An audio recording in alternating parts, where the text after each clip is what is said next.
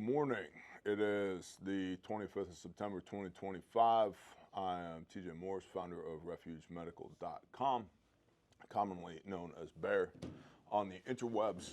And we're going to do a little bit of Q&A today. We're going to talk about some of the news that's out there, all coming to you from a trauma medical standpoint.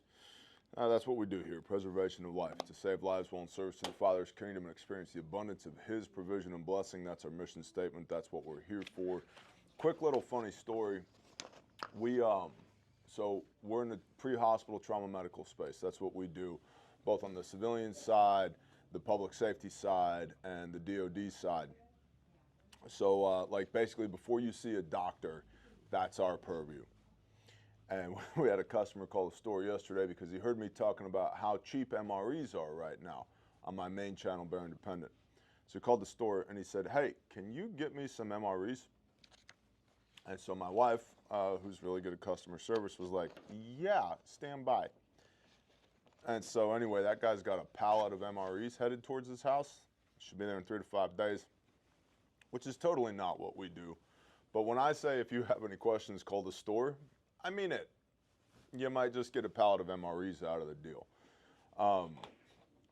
Yeah, it's Thursday morning. I've spent a couple hours, it's 08:07. I've spent a couple hours so far this morning doing biz dev on some DARPA related stuff, which is mind-numbing to me from a couple of different angles. I did not understand when we were invited to participate in this DARPA program why a bunch of redneck Okies, why on this call. Then I realized pretty quick, oh, there's 5 people on this call who have actually seen blood in real life. 3 of them are with DARPA, 1 of them's me, and the other one's Medic Mike.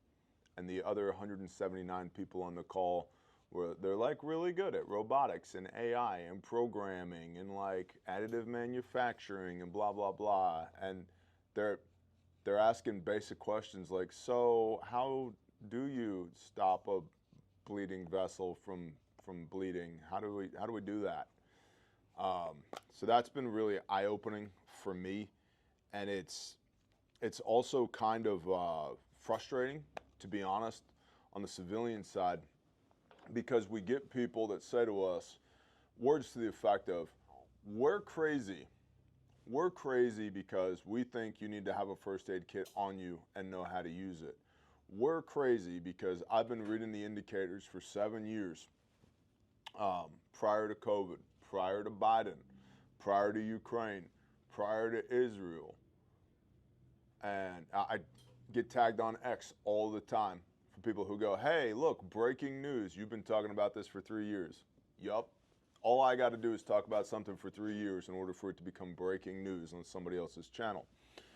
So we see the indicators. We try to communicate the indicators to you so that you can prepare adequately. Preparedness is biblical, by the way. The prudent man foresees evil and hides himself. There's a proverb for that.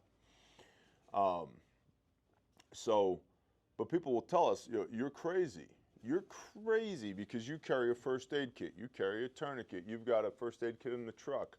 I mean, call it what you want it, but I've got a loadout in the truck. I've got an EMT bag in the truck.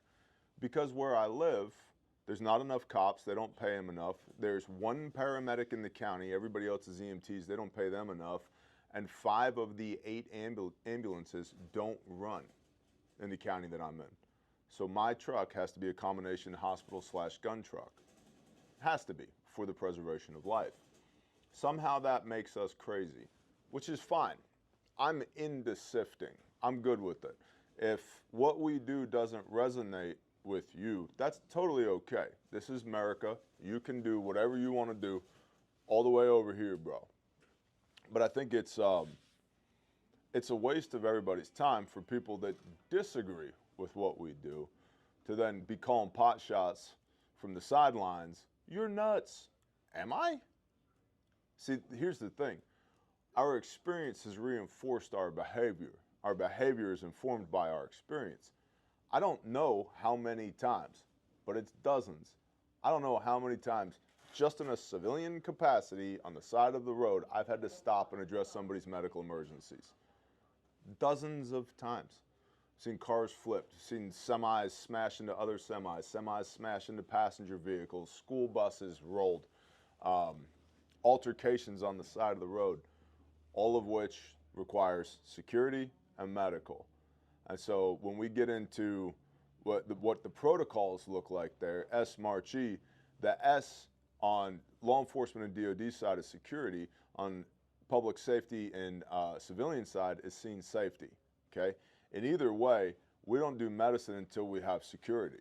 So we've got to establish and maintain security throughout the entirety of this interaction that we're having, because my first priority is me, then my next priority is my partner, then my third priority is bystanders, then my fourth and final priority is the patient, is the casualty, okay?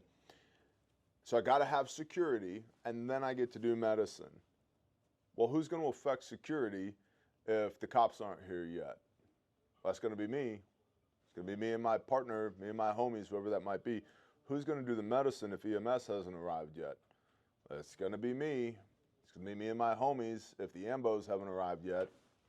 Average EMS response time, depending on which white papers you read, is 37 to 47 minutes in the United States of America. Average EMS response time. Talked to somebody on the phone recently, lives in a major metropolitan area. They're a quarter mile from the firehouse where the AMBOs are. They can see it from where they are. They had an incident. It took 1 hour and 7 minutes for EMS to arrive, a quarter mile away, 1 hour and 7 minutes, okay? Because here's another thing, post-COVID, a lot of the people who were who've been doing this for a long time, they quit because they didn't want to do that thing and those 2 other things, right? So they quit. So that expertise is gone. And so the gap in personnel was filled with people who now know less and are maybe less bought in. They have less time on the job training, okay? And a lot of the infrastructure, AMBOs, helos, hell, the medical supply chain has all been compromised since COVID. So it just everything takes longer now. And 37 minutes is literally a lifetime. Depending on the mechanism of injury, your patient could be dead for 33 minutes by the time the AMBO gets there. So I don't think it's crazy that we do what we do and that we do it the way that we do it, because our foundational principle here is preservation of life. That's why we conduct ourselves the way that we do, based upon our previous experience. It's not some pie-in-the-sky LARPing fantasy. It's real life. What do you got over there, Lauren? I saw your eyes got really big. I'm just reading through the comments. We got to punch somebody? Who we got to punch? No. Terry's on it. Terry's just... I don't even know. Terry is the strongest guy in this office. Heck yeah, he is. If you want to know who's the strongest guy, look for the guy in overalls. He will kick your butt. No, Joseph said, we did a poll, have you been in or seen a bad accident? And it's like 92% of them have.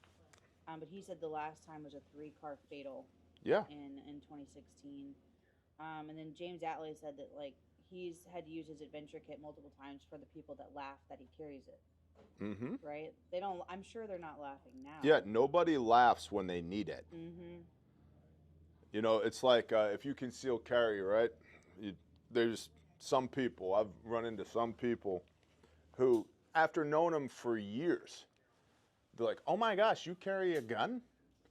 Yeah, every time you've ever seen me, I've had a gun on me. What? Yeah. Like, yeah. And every time you've ever seen me, I've had a first aid kit on me. What? Yeah. Why? In case I need it. Why do you carry your wallet around? Because there's stuff in there you might need. Why do you carry your keys around? Because you're going to need them, right? Why do I have chapstick in my pocket? Because I know I'm going to need them. It's the same. People push back against this all the time because they don't know, because we have different life experiences. But Mr. Bear, why do you carry lockpicks? Because I have needed them on many an occasion for the preservation of life. So I'm not saying you got to EDC lockpicks, but I do, because when I need them, surreptitious entries, sometimes you don't want to breach a door or break a window. Sometimes you want to get through without anybody knowing you've ever been there. But my life experiences are different than yours. 92% in the chat have seen or been involved in a major car wreck. major accident. Is that what you said? Yep. If 92% of however many people that we have here, over 70 or so, I just lost in chat because I put the Q&A up. Guys, if you have any questions, I put the Q&A up, put it in there. We will discuss your question and answer it if we can on the chat.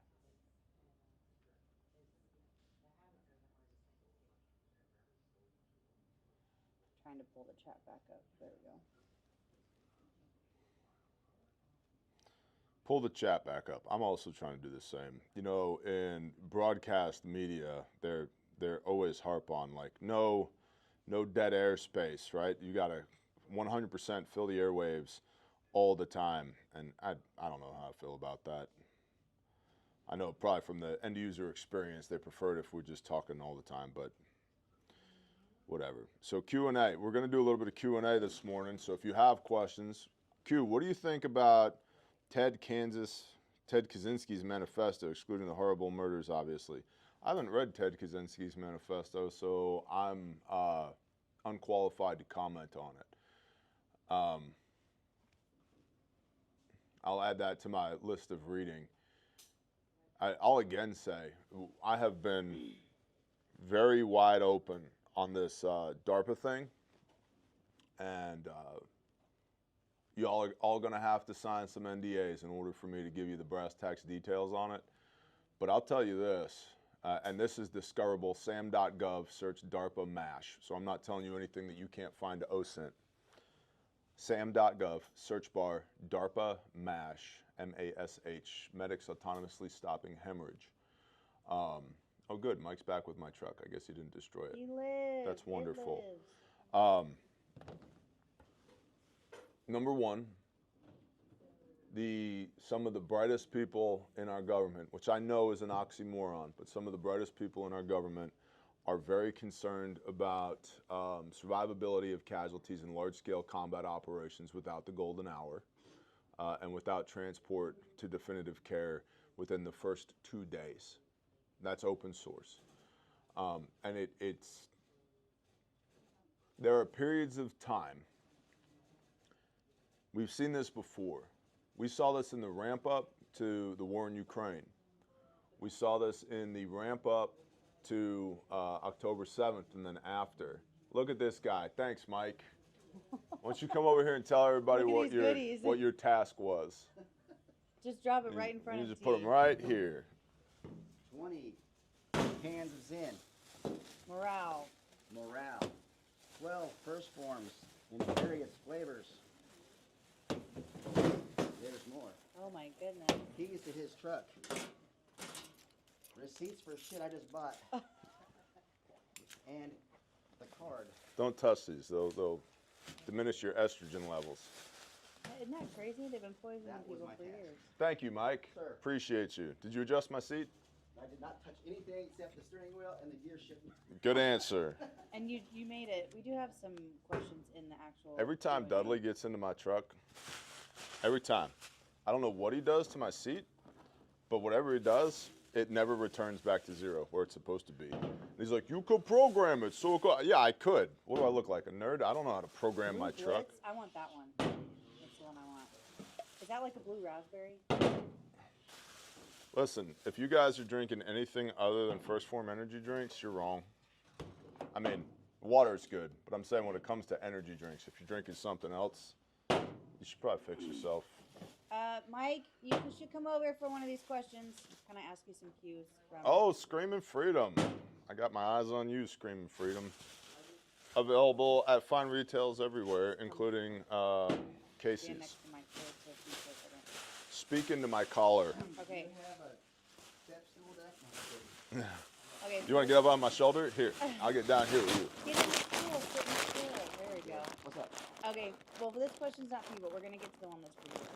Skip the Graph asks, "Is vision board a cult practice?" Is vision board a cult practice? Yeah. No, my people perish for lack of vision. First thing that popped up into my head. Anything's a cult practice if you do it wrong enough. The first command in the Bible is be fruitful and multiply. Or you could go read Aleister Crowley's Occult Sex Magic. Ugh, Which would you prefer? stop it. Okay? Anything's occult if you do it wrong enough. Okay. So So, Beartron, that's like he said he would drink first for him if it didn't have the cyano blah blah blah blah blah blend because human poop. This has been a discussion between Heath and I. Do your research. oh, this says human poop in it? They're saying that the vitamin B that's used in this is a synthesized one that is made from the bacteria that is harvested from feces. I So want to see the white papers. I don't know. Oh, so this says human poop on it? Anyways, so Badger asked the 3 most basic things that anyone can carry for EDC. You two, right now, what's your top 3? Pull it out of your pockets. Tell Top us. 3. Yes. Gun. I can't pull it out of my Oh, yeah, pockets that's because right. We'll get YouTube. banned. For EDC, so I'm EDC light today. top 3? 3 doesn't get it done. Okay? Pistol reload is 2. Lighter, combustion, one of the 5 C's of survival. Knife, cutting tool, one of the 5 C's of survival. Tourniquet, casualty care, one of the 12 C's of survival. That's a minimum for me. So my excuse is I'm in this big first aid store and I traveled light today because all my EDC shit is when I'm not in the store is in the bug out Jeep. So that's my excuse for today. But reload, pistol, and cutting tool, and No tourniquet. tourniquet. I was about to say no I got a tourniquet, soft Mike. tee in my little hooyah, my little pocket. You little hooyah. We don't. little- No, Yeah, you no, do. never call it that again. Never Sorry, No, call it marine, that she's- again. marine thing. Sorry. She's thinking hoo-ha. No. Okay. Hooyah Okay. is a marine thing. Sorry. Old school. It's like It is. T, what are the top 3 that you have on you right now? Not the pew pew. jelly bean launcher. So, assuming jelly bean launcher, Spyderco, Sharpie, I have a Sharpie. It works. more lock picks, I have an ice stabber. business cards. Oh, I said top 3. Hold on. Cell phone, soft tee, keys, mine are over there. another soft tee, a reload, and a flashlight, pocket organizer, That's on my hip. That thing. more lock picks. It's like you're breaking into doors or something. All the time. Listen, if you hurt kids, I will find you and fuck you up. Simple as that. Slick kit, refugomedical.com. Are you doing slick and ankle now? Oh, hold on. Okay. Wait, there's Wallet, But wait, there's more. nitro gloves in the coin pocket, Oh yes, I have my gloves on me.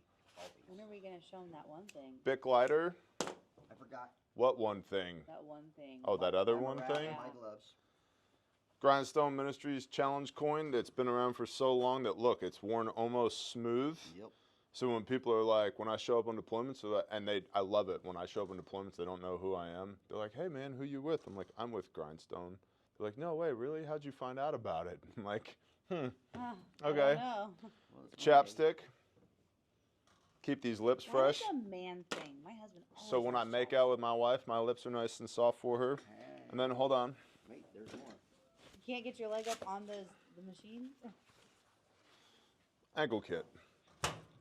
That is what I'm currently carrying. Yo, what's up? Hey, I know those people. I know those people too. One of them can be on camera, one of them can't. So that's what's my top 3? That. Okay, there you go. Oh, plus Badger. in the back pocket. Okay, so this is for you, Mike. So And covert thread socks. These are the Marauder socks. oh my gosh. Got mine too. I just can't get my leg this high. Why not? You got no. I was kidding. For real though, Okay. I'm vertically challenged. covert threads socks are the jam. Okay, Aerodor Conic Okay. asks if bitten by a snake that is possibly venomous. We are not supposed to try to remove the venom, but is it good or bad idea to use tourniquet to stop blood circulation to possible limit the spread inside? No, tourniquets have been Talk louder, Mike. tourniquets have been taken out of the big scheme of things. They found out that it does not work. It actually causes more harm than good. It's kind of like the easiest way to explain it would be like compartment syndrome. It's going to stay in that area and it's going to cause the venom to necrose all that area Ugh. faster, depending on if it's blood or neurotoxin. Yikes. And it's also, so the concern here is that the venom, we don't want the venom traveling to the heart and the brain. So that's going to be your venous system returned back. And tourniquets are for arterial constriction, right? So you lose perfusion to the limb, you lose oxygenated blood to the limb when you apply tourniquets to it. So I believe it's with a coral snake venom. If we know it's a coral snake, we're going to wrap with an ACE bandage to get some compression on the limb. Everything else, you're good. You just do it. She's Just trying. do it. Snakes are different than pit vipers, which is coral snakes. So yes. What did you call it, Mike? Elapid. Elapid snakes are different I than the can't say pit that word. vipers. I think it's like two. I think there's 3 syllables in there, but it's pid something. It's coral snake. Yeah, Okay. not a pit viper. Okay, so Something like that. fasting. So when hold does- on, oh, hold sorry, on. sorry. We literally just dealt with a rattlesnake bite on a 4-year-old. Okay. So what you want to do after the bite occurs, which is typically statistically on the hands, not the legs, because people be messing with snakes that they shouldn't be messing with. So you want to take your Sharpie that you're EDCing and draw a circle around the bite wherever it is and write the time that occurred. For example, 10:30 in the morning. And then we're going to continue to monitor the swelling and distension of the skin and mark time because we're looking for progress towards the heart for that venom. You got about 4 hours. Within 4 hours, depending on the severity of the bite and the amount of envenomation that takes place, to get CrowFab on board. That's the anti-venom, and it's going to counteract the venom for pit vipers, rattlesnakes, all that stuff. So you keep the limb at about heart level, okay, and you keep the patient calm so that their heart rate doesn't go up, so that they're not pumping that venous return blood back towards the heart even faster. That's probably the single most important thing is to keep calm. We get all Keep calm. excited, everything starts going faster. Yep, and get a helicopter. Okay, so someone said, how about what kind of pants hold all that?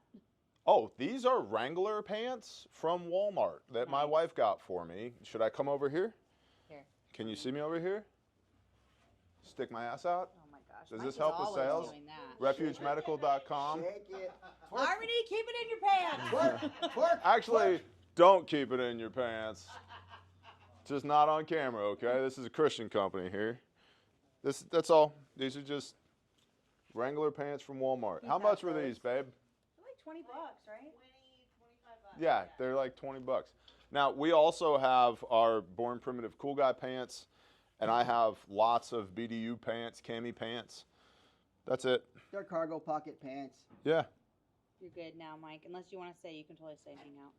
I got stuff to do. So Do you? Now you have stuff to do? Well, I didn't. Yes. Stop fucking with me. Thank you, Mike. I appreciate brother. you. Someone did ask do you suck out the venom?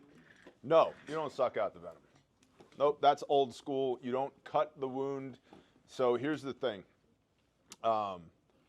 Medicine is data driven, right? And so the more we do medicine, the more data we get, the better we are able to refine our practices, our medical interventions.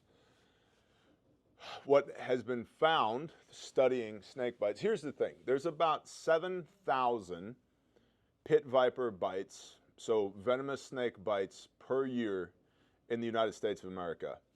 There are about 6 fatalities from these bites per year. Okay, so 7,000 people bit, 6 people die. So what you should do, little homework today for your area study, update your area study with, where do I have anti-venom? Which hospitals in my area have anti-venom, and what are my routes, primary, alternate, contingency, emergency routes to that place? And how do I contact Life Flight if I need it? I could just call 911. Yes, in theory, unless you don't have cell service, or unless there's infrastructural attacks, cyber attacks taking place, like there are right now and have been ongoing for 3 weeks in the United States of America that nobody's really talking about right now, but that's absolutely happening. So how do I get a hold, how do I get a hold of the helicopter, okay? for me, where I am, there's a repeater in between me and the helicopter, and I have that programmed into my radio. So I can key my microphone, wait for the repeater to beep, and say, hey, helo people, this is Bear. I need a helo, which drives to, what's my location? Where am I? You know, 8-digit grid coordinate works for a helicopter. Doesn't have to be a 10-digit. We don't have to be within 1 meter of our location on the map. Just 8-digit grid coordinate. Where's that? Do I have a GPS watch? Do I have a handheld GPS? Do I have a map and a protractor? And do I have area familiarity? Do I know where I am? Or can I say, hey, I'm at the intersection of Apple Lane and Smith Court. I need a helo here, okay? So that's your area study homework today. 7,000 people a year are bit, 6 people die. We don't cut the wound in an X because now I have elevated wound care management needs. I've made it worse, not better. We don't suck the venom out because your mouth is filled with all kinds of bacteria, and now I'm contaminating the wound site. So if we can, we wash gently with soap and water. If not, we're going to use something that everybody should have post-COVID, hand sanitizer, clean the wound, cover it gently, right? Band-Aid works for this. Mark time, draw a circle around the wound, and then continue to mark time, drawing lines up the arm as the venom progresses towards the heart. Okay. Does that answer? That answers that. That answers it. So there was follow-up questions to that. Is there Hey, anything you they want a can- first form?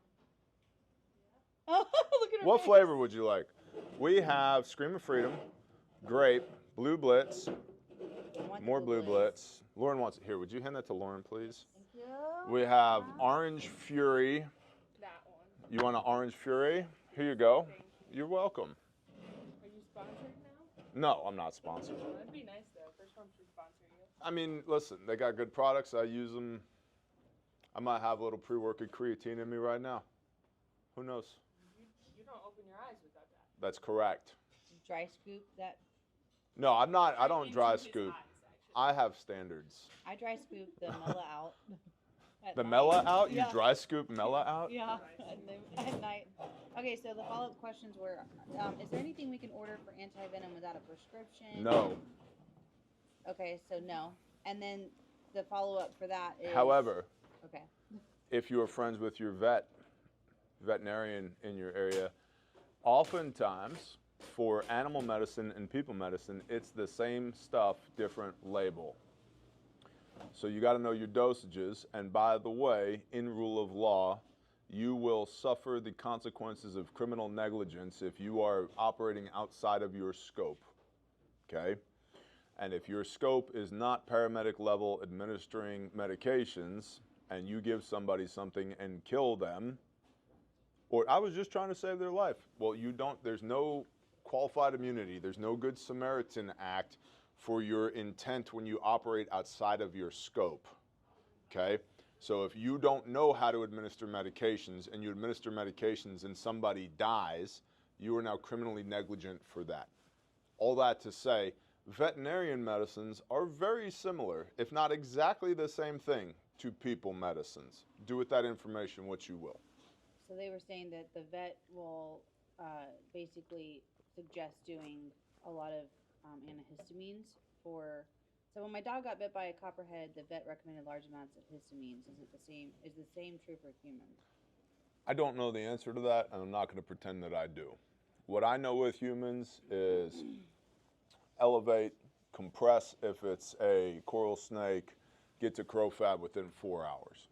And an ounce of prevention is worth a pound of cure. Remember, 7,000 people per year bit by venomous snakes, 6 people per year die from it.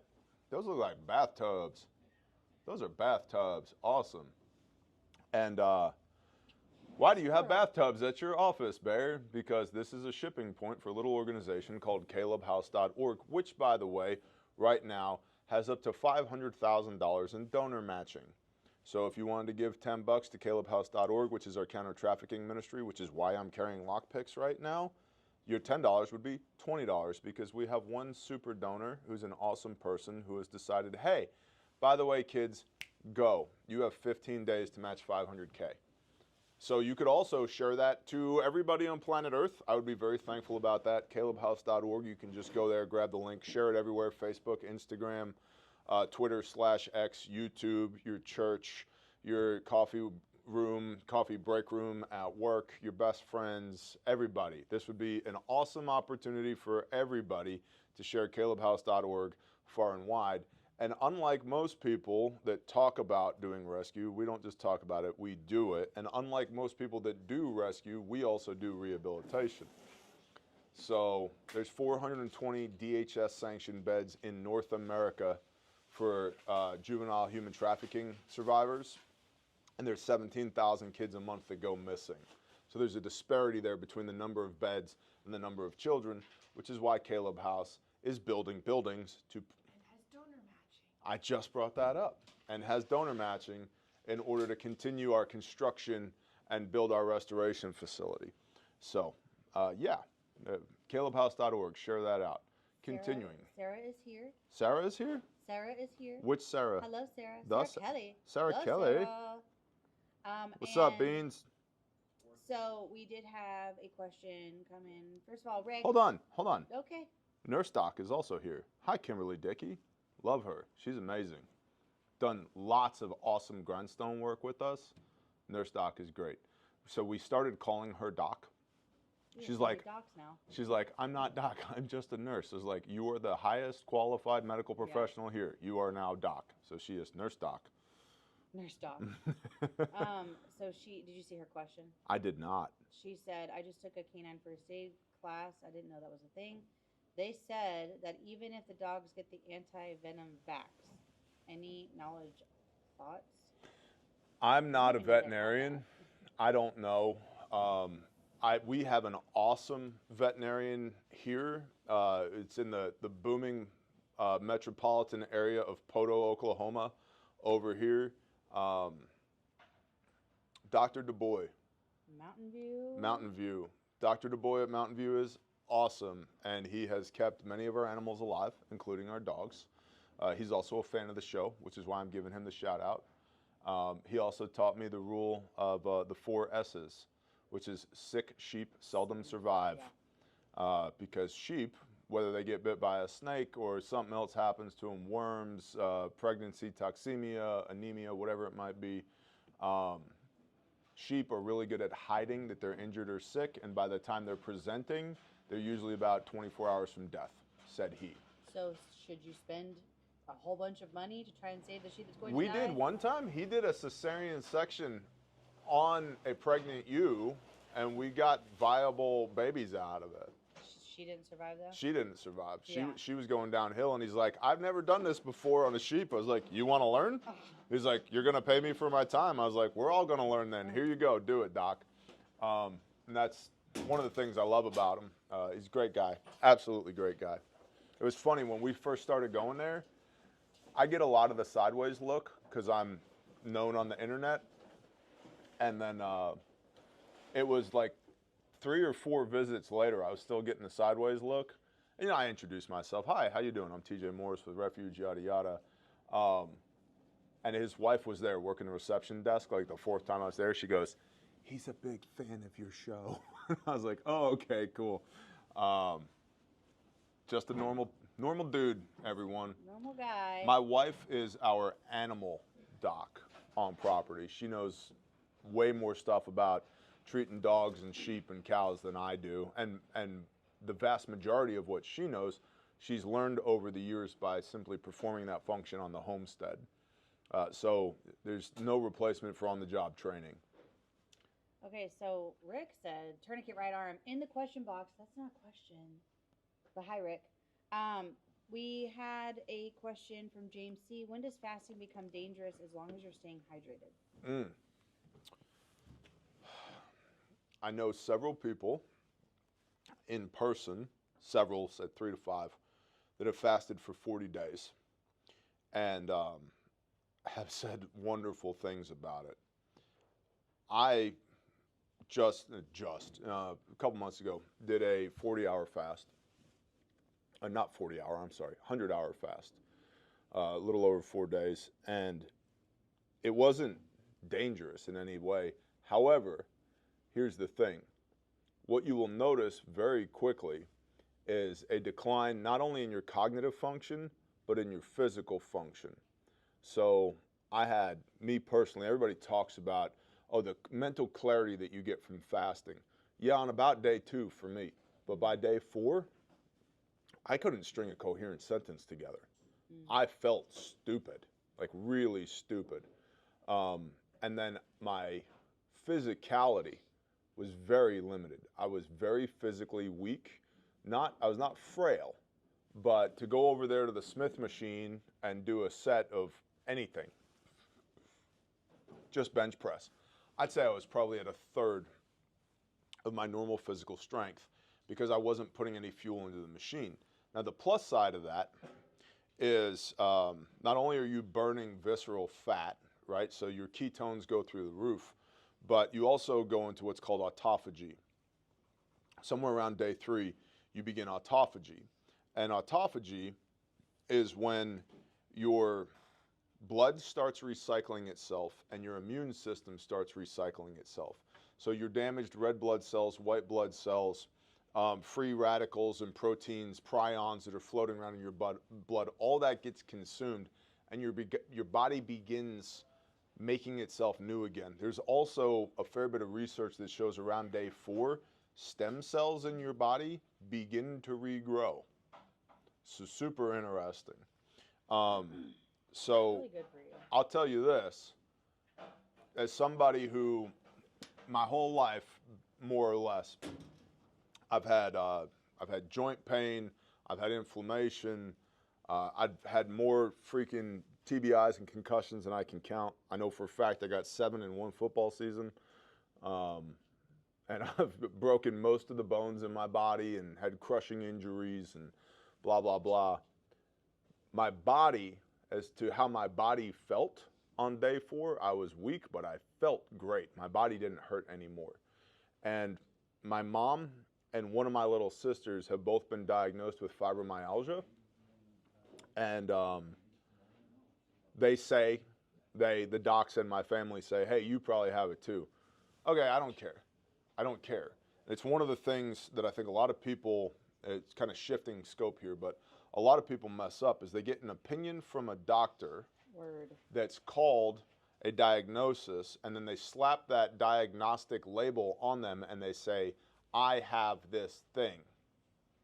You don't have to come into agreement with that diagnosis, right? And so I don't want any of those labels slapped on me, because then it then begins to inform who you are as a person, and you begin telling yourself the 100%, the mind-body connection. You start telling yourself, well, I have fibromyalgia, that's why my stuff hurts, I can't do this, I can't, blah, blah, blah. And you start limiting the scope of the awesomeness that the Father built inside of you, built into who you are.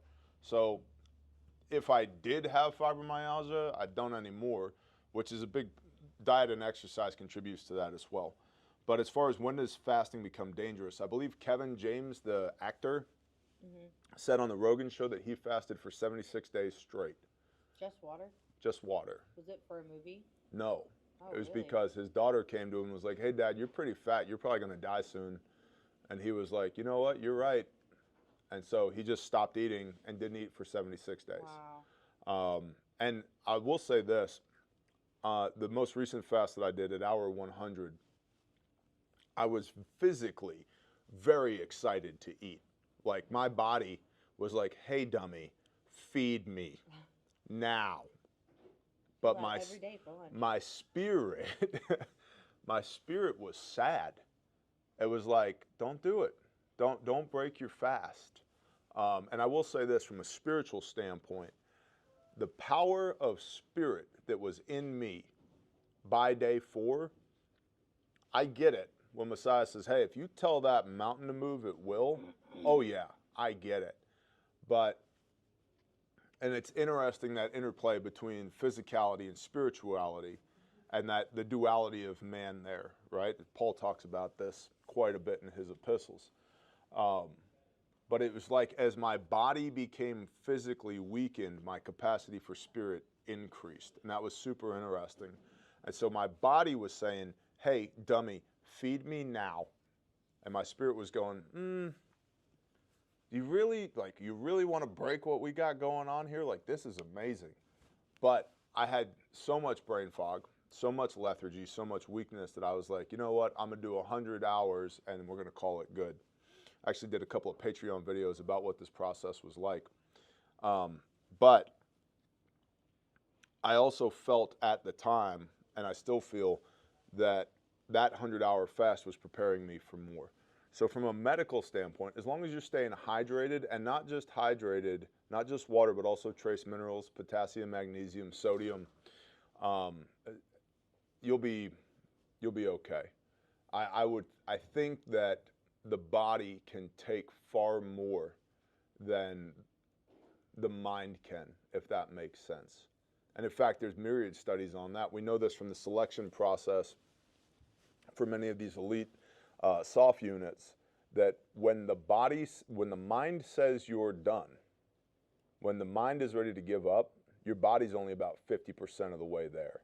And so if you, going back to what Lauren brought up, the mind-body connection, if you can overcome the mind and go, no, we're good, talk yourself out of it, we're good, I got more left in the tank, I can do it, you will overcome.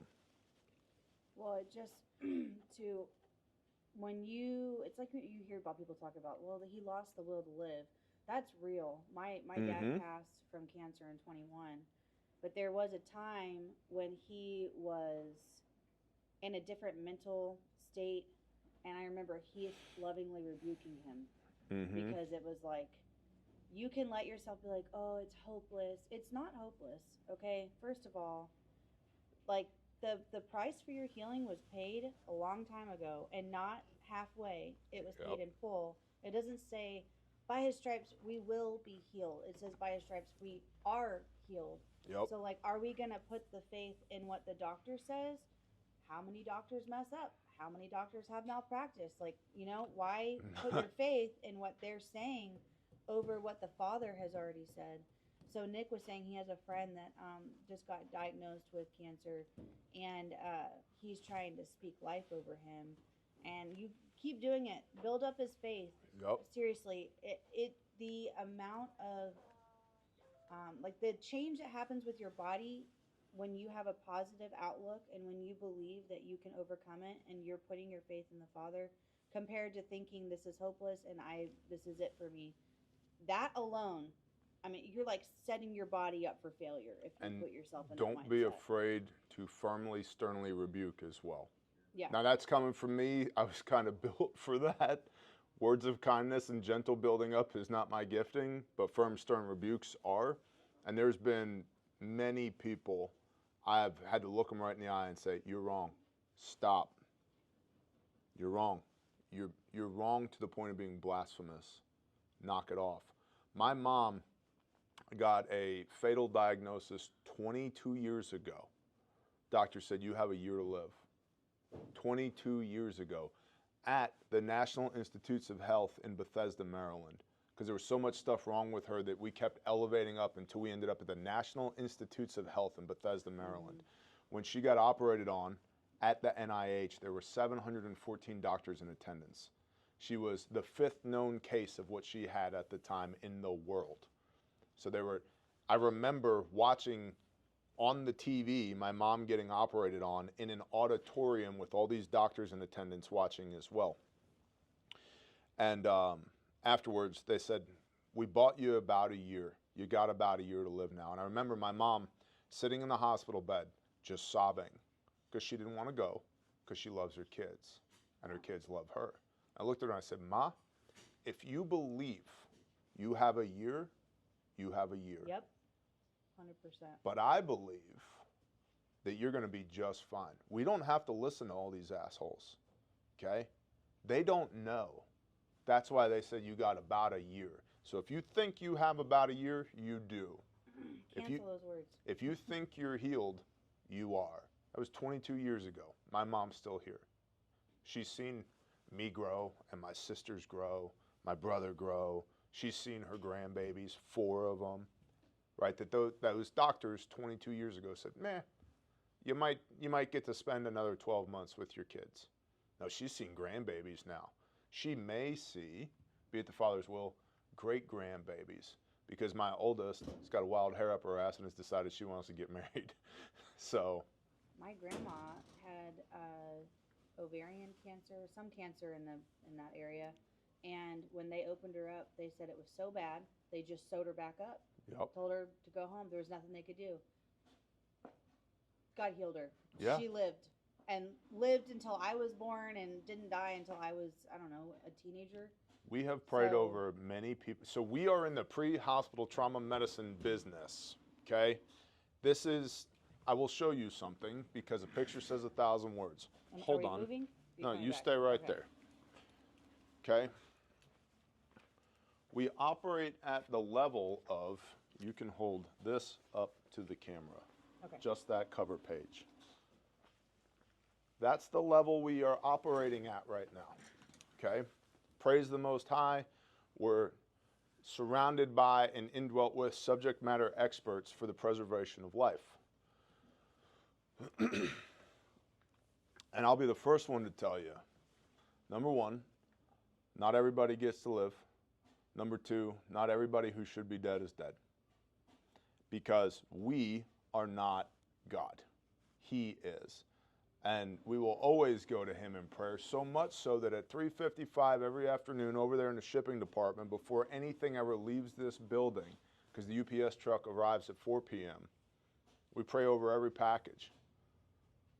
Father, put these kits in the right place for the right time, for the right reasons, for the preservation of life, both physical and eternal, that whoever receives these kits might come to know you or know you better every day, right? And so we turn, this place has been turned over to the Most High since day one.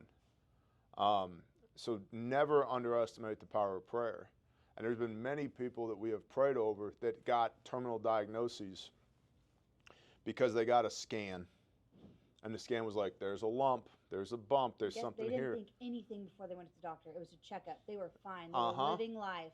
No pain. And then nothing what going on. happens? Oh my Mind-body God, connection, I'm dying. And it was like, no, you're not. And then they're gone in 6 months. But literally nothing wrong with them But before that. There's been plenty of other times that comes back and it's like, where is it? Yep. Put your hand on it, pray. They go back for their follow-up appointment 6 weeks later. It's gone. There's nothing there. I don't know how many times I've heard, it must have been a shadow in the imagery or something. We don't know. And that's always the prayer is, Father, make this a testimony for you and how good you are, that this would be a witness not only to this patient here, this person here, this son or daughter of you, but also to every one of the medical professionals, and do it in a way that is inexplicable so that you get all the glory. Okay? So we got to remember, we are souls. We are not bodies, we are souls that are inhabiting a physical body. And this body will see corruption. It will pass away sooner or later, but only when the Father wills it. There's a gentleman I know who was shot with an AK 19 times at close range. In the core, in his arms, in his legs. Now, I know pre-hospital medicine. At close range, 19 times. And as he was laying on the ground bleeding out, he said, T, I know this is going to sound crazy. I said, man, I deal with crazy every day. What do we got? He said, I saw an angel step over the top of me and get in between me and the people who were shooting at me. And no more bullets hit me. And I passed out. He laid on the side of the road, Texas DPS officer, Department of Public Safety, laid on the side of the road for an hour before a bystander drove by, saw a cop laying on the ground, came, picked him up, called 911, got him into an ambulance, took him to the hospital, and he lived. Shot with an AK 19 times, close range, inside of 10 meters, arms, legs, all of his major vessels, internal organs hit. That guy should have been dead in 4 minutes. He was hours before he ended up to the hospital, and he's still here. And so much of that mindset. That's why in SF you never say the Q word, and we don't hang out with people who say the Q word, right? I'm not SF, never been SF, but I'm saying they don't hang out with people who say the Q word. We don't hang out with people who say the Q word, because if you've quit in your mind, if If you've given up in your mind, you've already failed, whatever that might be, whether it's this physical task that you're engaged in or this physical life that you're engaged in, if you've decided, I quit, you're done. There's no coming back from that. Once you make that mental decision in your brain, I give up, everything else is futile after that. You have to change. If you've reached that point, make the decision to stop. Get back on the right side. Maneuver. If I can't, I'm the guy that will run into the brick wall 1,000 times until it gives just a little bit, so that I can run into it 1,000 more times to dislodge a brick, so that I can then run through the wall. That's called tenacity. It's actually stubbornness. That's what it is. I just don't quit. But I also have surrounded myself with people who are better and smarter than I am, who will say things like, hey, why don't we go around the wall? Have you thought about going over the wall? What about underneath the wall? Is there a hole in the wall somewhere else that we can go through? Do we even need to go through this wall? I'm like, I don't know. I'm just running into this wall until I make a hole. Rhonda said that 3 different doctors told her mom that she had just weeks to live. That was when Rhonda was 6. She had 2 more kids with the tumor still there. She's still living, and Rhonda turned 50 this year. Right? They don't know what they're talking about. Wubby asked, what brand of anti-choking device do we recommend? So I'm a big fan of D-Choker. That company no longer exists. Therefore, you should get the LifeVac, which still exists and has thousands of saves.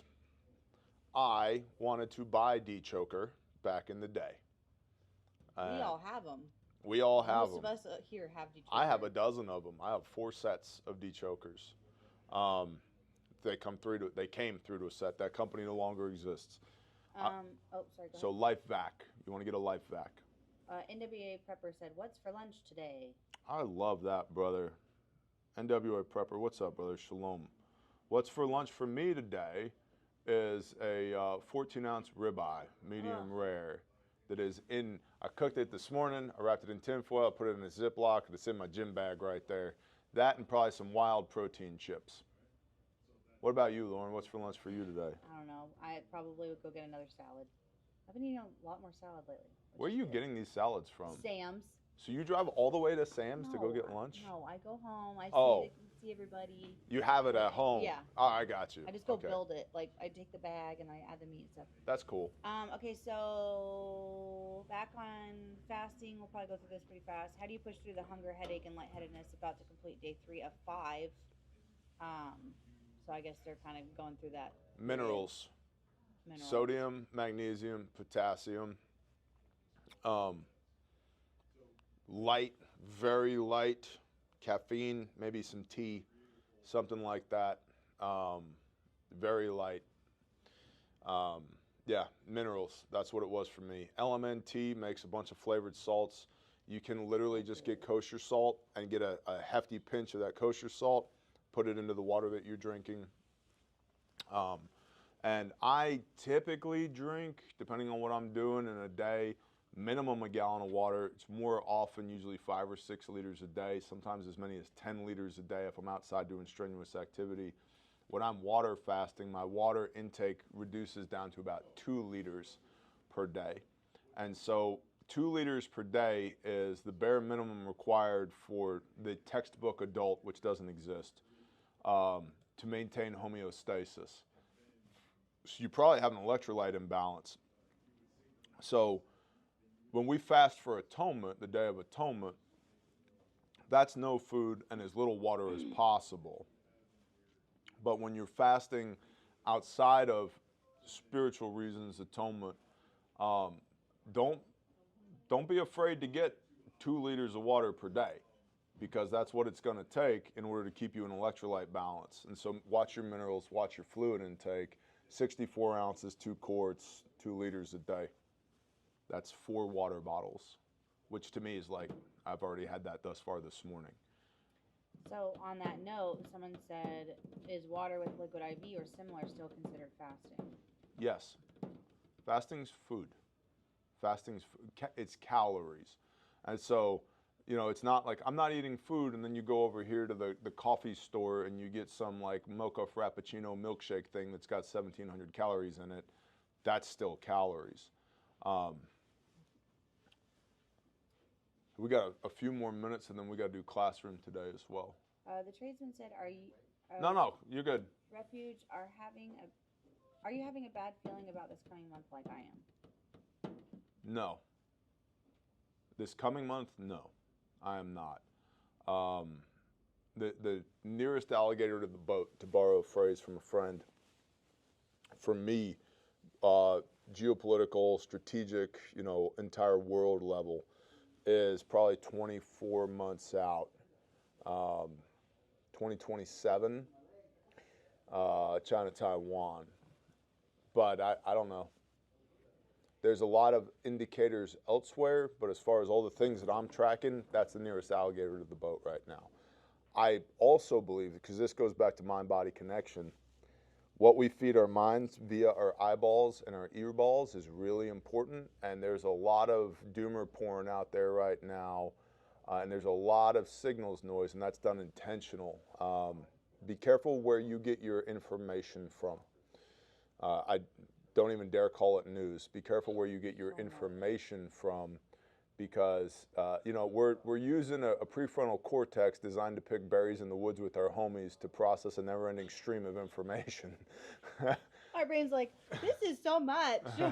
Oh my gosh, we're all gonna die. It's like, we are, But not right now. but not right now. This body is temporal. It's temporary. It ain't forever. Which gets to your why. Why are you here? Read Ecclesiastes, and if you don't have enough time, just read Ecclesiastes chapter 12. Let us hear the conclusion of the matter. Serve Yahweh and keep his commands, for this applies to all mankind.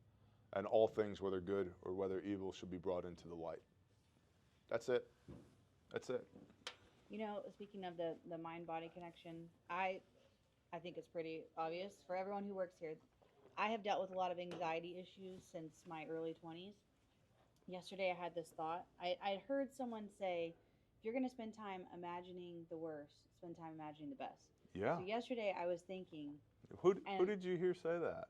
It was this black preacher on Instagram. That's crazy. But I might have heard you say I it too. wonder I if don't he know. watches the Bear Independent channel, because I've been saying that for years. Yesterday I was thinking about it, because my mind, I have the math part of my brain is like the monkey with the clapping, Uh-huh. But the creative side of my brain is just like constantly firing, to my detriment sometimes, because my imagination is so creative.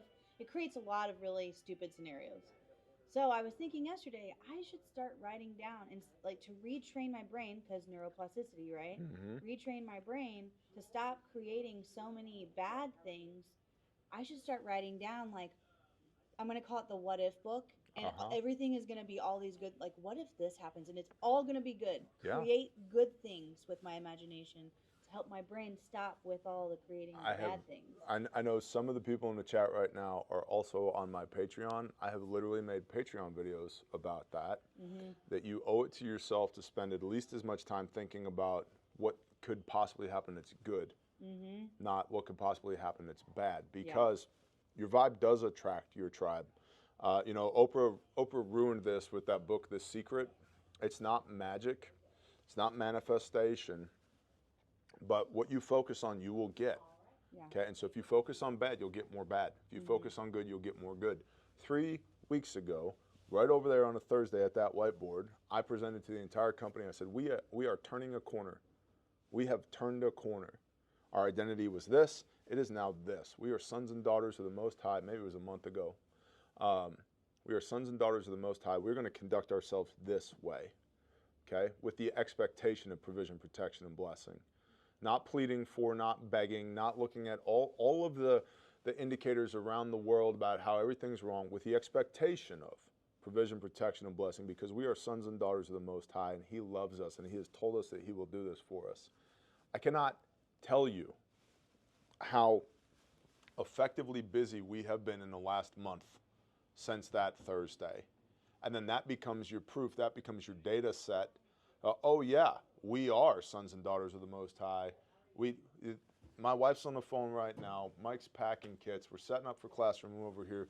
we're doing this phone call right now. I've been doing biz dev for DARPA stuff for 2 hours since 6 a.m. this morning before I hopped on this live stream.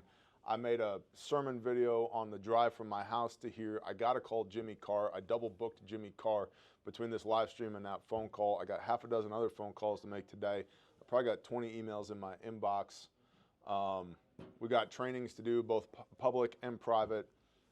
There's a reason there's 20 Kansas in and half a dozen first forms on the table right here.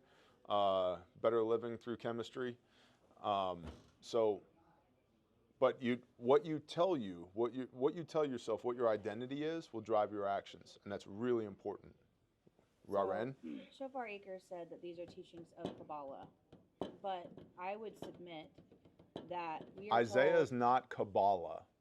My people suffer for a lack of vision. well, also, is it Philippians that talks about think on these things? Yeah. They're literally all good things. Take hold of every thought. Casting it down, be No. anxious for nothing. So, like, everything we're saying is just think on good things. The list in Philippians, there's not one single negative thing in that list. Shofar Acres can be contentious on occasion. Not always, on occasion.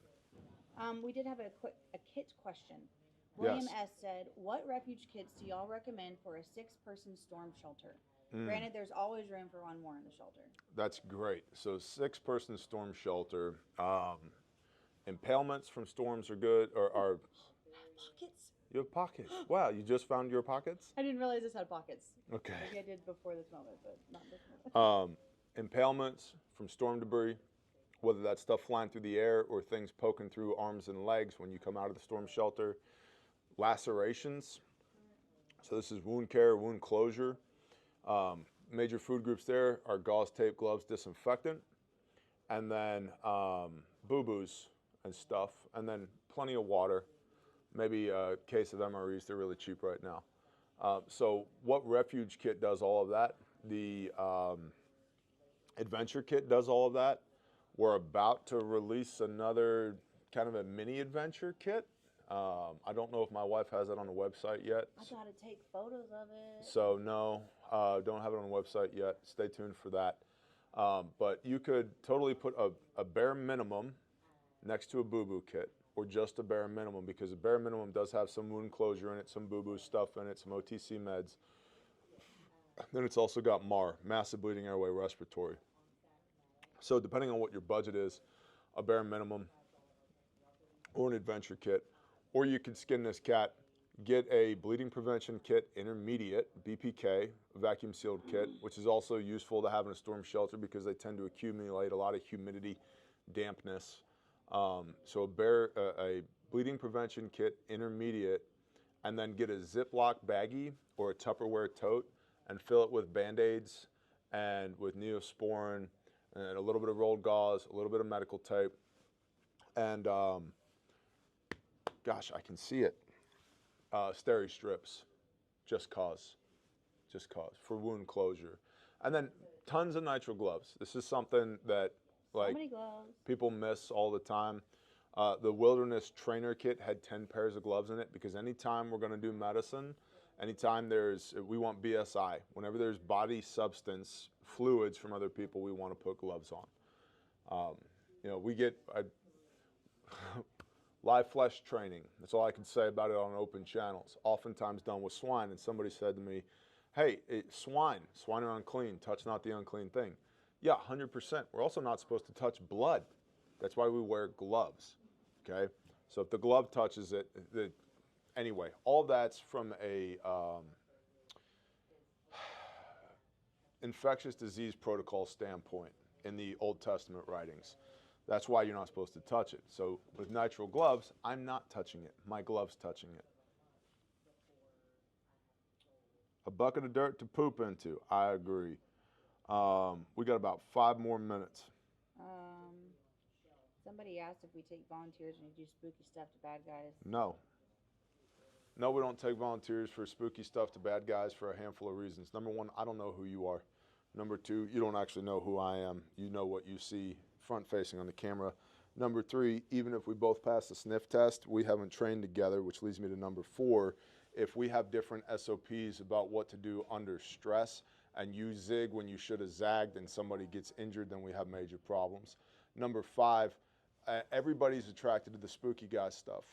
I've got a deep bench of legitimate operators for spooky guy stuff. Where everybody needs to be looking at is the restoration side, because it's 36 to 72 hours entire operational scope, from spin up to recovering the child to, or children, and oftentimes widows as well, and then moving them to elevating to a higher level of care, which is restoration.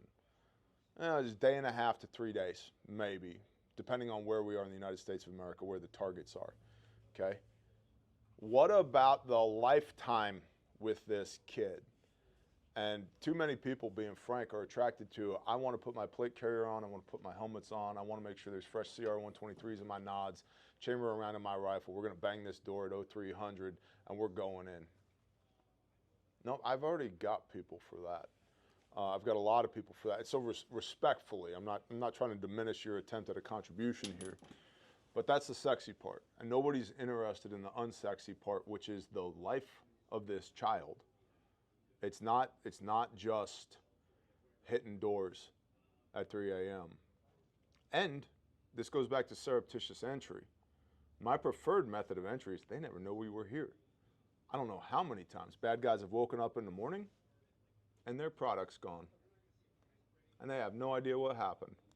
That's my preferred method. Without a shot fired, didn't even know we were here.